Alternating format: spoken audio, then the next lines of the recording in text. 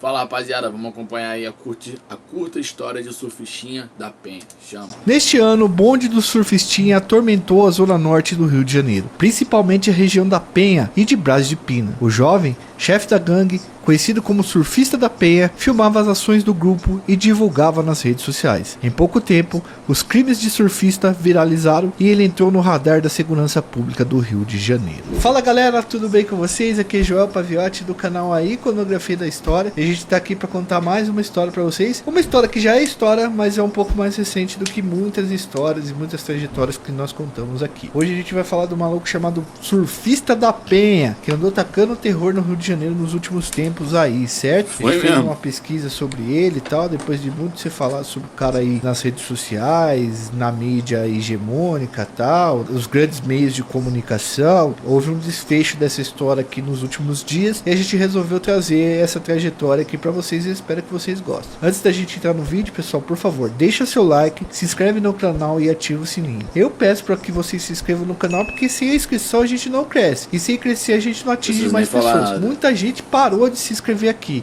e para trazer essas histórias para vocês, a gente precisa da inscrição de vocês. E hoje a gente não vai falar de surfista de trem e tal, vamos falar do Surfista da Penha, certo? Então vamos lá, galera. Edu, por gentileza, meu querido, como sempre, roda a vinheta.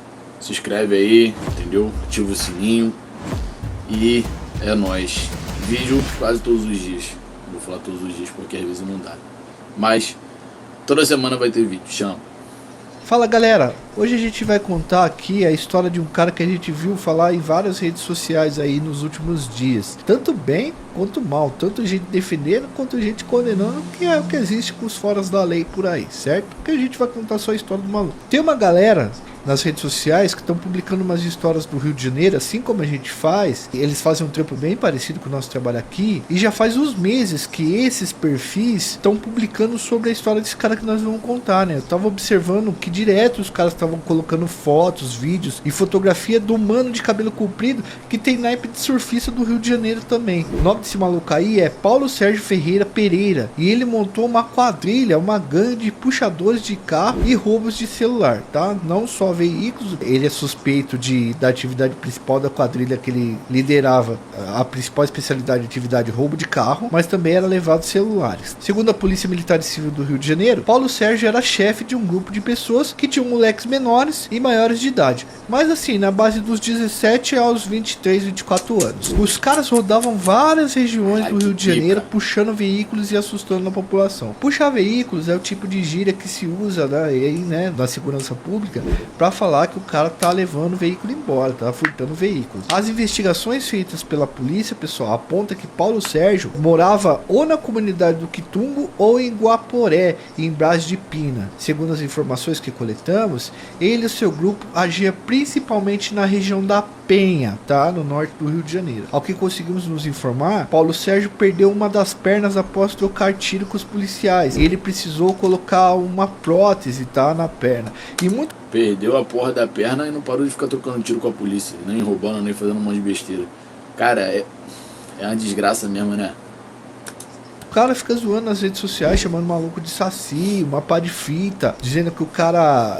enfim, mano, são várias paradas aí que os caras ficavam zoando o cara quando ele tava cometendo os crimes dele, quando os caras publicavam lá a parada. Então, ele é conhecido tanto como Surfista da Penha, e outras pessoas chamavam ele de forma pejorativa de saci. E ele acabou ficando famoso em um vídeo que repercutiu de um roubo de carro que teve na Baixada Fluminense, e que um dos ladrões saía pulando, tá? Tava sem prótese. Então os caras começaram a vincular esse cara que cometeu esse crime com o Surfista da Penha. Na internet passaram então a chamar ele de saci. Mas a região da Baixada Fluminense é uma região muito longe da onde o Surfista da Penha atuava, o que levantou suspeita de que ele estivesse fazendo roubos longe da Penha. E a Baixada Fluminense, muitos lugares de lá são terras de milicianos. Segundo a polícia, ele já era suspeito de estar agindo em vários lugares aí vai dar ruim, né, só na região da Penha. Para vocês terem uma noção de como que o surfista e seu grupo estavam atuando, há suspeitas que em um único dia de abril, a quadrilha da qual faria parte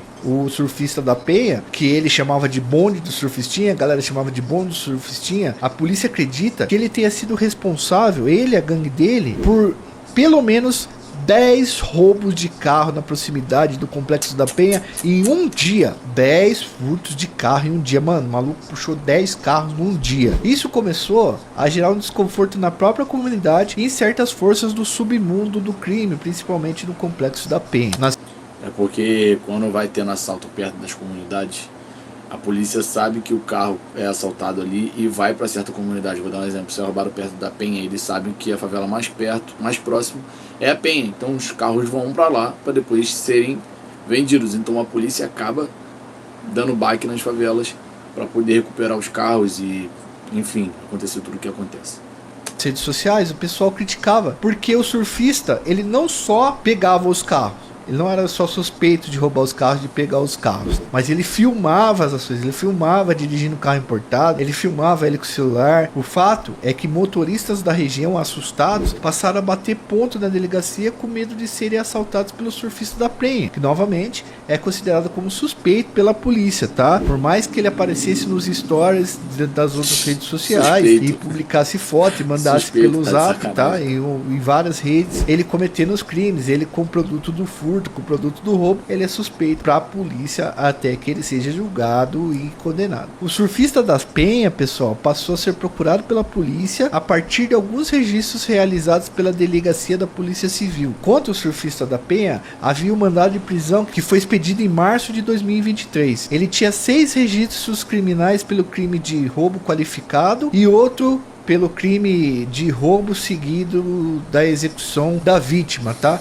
A gente não vai falar o nome do crime aqui porque pode infringir algumas regras da comunidade. E desde o mês de abril de 2023, o surfista da Penha foi considerado fugitivo pela Segurança Pública do Rio de Janeiro, que inclusive, algum tempo depois, colocou o nome do surfista da Penha em um cartaz e espalhou pela internet e pelas ruas do Rio de Janeiro. E aí, pessoal, o bicho começou a pegar pesado pro lado do surfista da Penha, pro grupo do surfistinha. No momento que a mídia começou a divulgar os seus crimes, pegando os próprios stories e vídeos feitos por ele mesmo e mostrando na TV, porque ele é acostumado a fazer tipo transmissões ao vivo expondo o fruto do roubo e tal, não só expondo o fruto do roubo, mas também sempre fumando com notas de dinheiro, com celulares, andava com umas correntonas de ouro grossas e pesadas. Então, de tanto se mostrar, de tanto colocar a privacidade dele à mostra para as pessoas, ele virou alvo, mano. E aí a polícia foi com tudo pra cima dele e falou assim: ó, nós vamos pegar esse cara agora. E não só a polícia, como outras forças também, como a gente já falou. Suspeita-se que o grupo do surfista da Penha era formado também por menores de idade, o que aumentaria a pena do surfista caso ele fosse preso, porque ele estaria corrompendo os menores. Segundo nossas referências, há uns 15 dias atrás, a polícia passou a usar drones na tentativa de monitorar a movimentação do surfista da Penha e evitar novos possíveis roubos. Imagina, o cara que fez 10 roubos eu acho que esse vídeo é antigo, suspeito de fazer 10 roubos foi postado hoje, mas imagina acho que ele é que ele antigo. ficaria fazendo se ficasse mais 2, 3, 4 meses pra rua. E também, eles tentaram, a polícia tentou monitorar o cara com drone pra ver se pegava ele em flagrante pra produzir materialidade para um possível julgamento e pra prender o cara. Após ter um novo mandado de prisão emitido em seu nome, surfista teria mandado fazer um atestado de óbito para tentar despistar a polícia. Porém, a investigação mostrou que o documento era falso. Mas boa parte da internet acreditou em um determinado momento que o surfista tinha ido de base, que ele poderia estar sem vida já. Agora, no dia 31 de maio de 2023, a polícia recebeu uma chamada e encontrou o surfista da Penha sem vida em Brás de Pina. Ele foi alvejado várias vezes, tá? Ele faleceu junto com outro comparsa. A polícia trabalha com duas hipóteses, tá, pessoal? A primeira é que o surfista poderia estar tentando furtar um veículo e foi alvejado pelo dono do carro. E a segunda hipótese é que alguém que faz parte do próprio submundo do crime, insatisfeito com essas paradas aí, essas fitas que supostamente o surfista da Penha estava fazendo, inconformado com isso e que estava atrapalhando certos negócios, acabou tirando a vida dele lá em Brás de Pina. O fato é que as investigações ainda estão correndo e é mais um caso de criminalidade do Rio de Janeiro. Pessoal, espero que vocês tenham gostado desse vídeo. Antes de ir embora, deixa seu like, se inscreve no canal, ativa o sininho e, se possível, vire membro do canal para ajudar a gente a produzir. Fui, valeu! É nóis, tamo junto.